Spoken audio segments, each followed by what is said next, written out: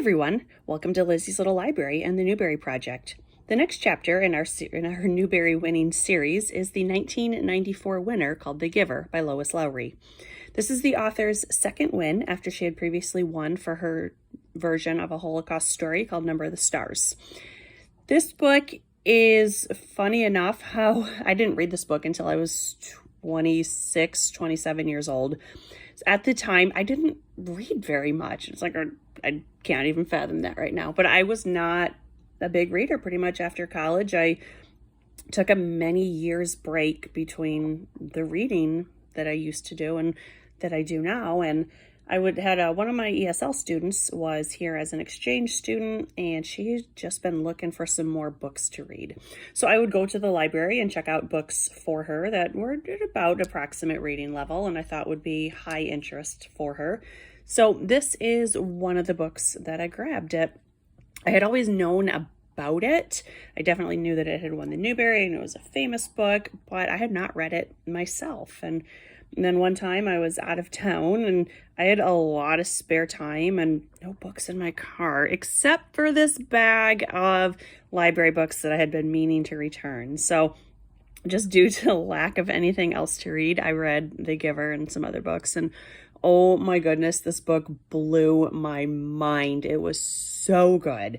And it is from thenceforward the gold standard against which I measure all children's books.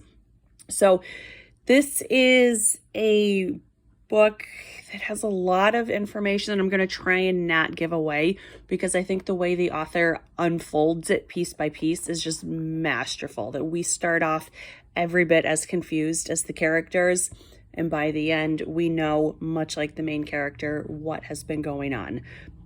So in a very brief synopsis, and I do think the description on the back of the book is perfect. They have not revealed anything that should not be revealed. So very basically, it is a story of a young boy named Jonas. He is 11 and he lives in a perfect community. Everything has been orchestrated and designed to be perfect. The way they achieve this perfection is through sameness. When the children become adults at 12 years old, there is a special ceremony in which they have been designated what jobs they will be given. And Jonas's job is very special. It's the first time this job has been given in many, many years. He will be the receiver. His only training is to spend time with the previous receiver, who says, "You may call me the giver." And through their time together, Jonas learns the full truth about what's going on in his community. Why? For example, marriages are all arranged and children are not biologically produced. There is a job position called birth mother. And if a husband and wife family unit wants to become parents, they have to apply and be approved and a child given to them. So Jonas's parents, mom is a judge and dad is a nurturer at the child care center. So this community focuses so much on the importance of language. And for instance, this is just one of the first pages, so it's not really giving away anything. At one point, Jonas tells us a story that when he was little, he had said he was starving, and he was punished for that because he wasn't literally starving. He was just very hungry. So the community is very important, very much emphasis on precision of language, yet they're also really vague on some major topics. For instance, at one point, Jonas asks his parents, "Do you love me?" And they can't answer this. They say that's such an obsolete word that we can't even answer that. That word means nothing. Are we fond of you? Of course. Are we proud of your accomplishments? Yes. But do we love you? How can we even define such a word? So as time progresses and Jonas is learning more from the giver, he starts to grow into adulthood, not so much chronologically because the story only happens over the course of 1 year, but he is very much growing in maturity. A calamity arises and Jonas has to take action.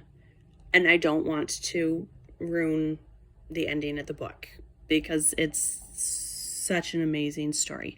The ending does end on a cliffhanger. The author, I liked, I typically am not a fan of cliffhanger endings, but I liked it here because it's open to the reader's interpretation, whether there's a happy ending or a not happy ending. I definitely took the negative perspective. The author has written 3 companion books to this. The next one is called Gathering Blue, which was fine. The one after that was called Messenger, which I thought was amazing. And then she wrote Sun, which I didn't love. So in those books, she definitely clears up the ending of this story. And I kind of wish she hadn't. I liked the open-endedness of it. So this book is very popular in schools. I have worked at a lot of schools where it's required reading for 8th grade, and they do it as a class. And amazingly, at one point I was teaching ESL and we did not have curriculum.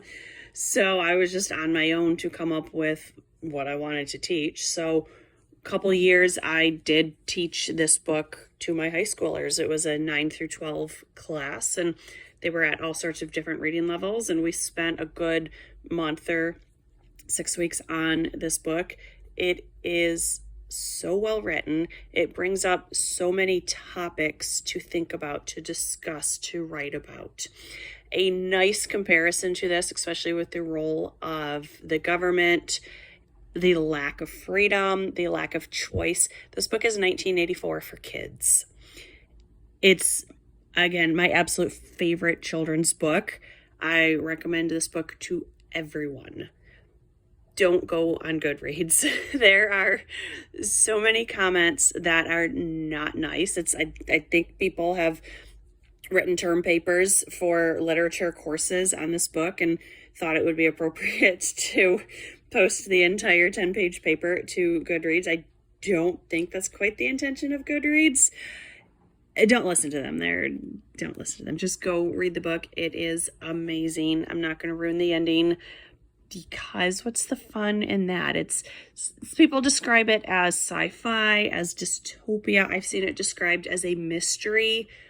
All of those work. I love the world that the author created and how she unfolds it so we can see at the same time as Jonas, is he truly living in a perfect utopian society, or is it the dystopian flip side of the coin? There were 3 honor books this year. I haven't read any of them, and I can tell you right now that they're not better than this one. So the 1995 book is called Walk Two Moons by Sharon Creech. I have not previously read it. I will get to it soon enough. This was the 1994 winner called The Giver, and I do recommend it to all readers of all ages, like 13 and up. So check it out. It's great. I love it. It blew my mind. Thanks for watching. Bye.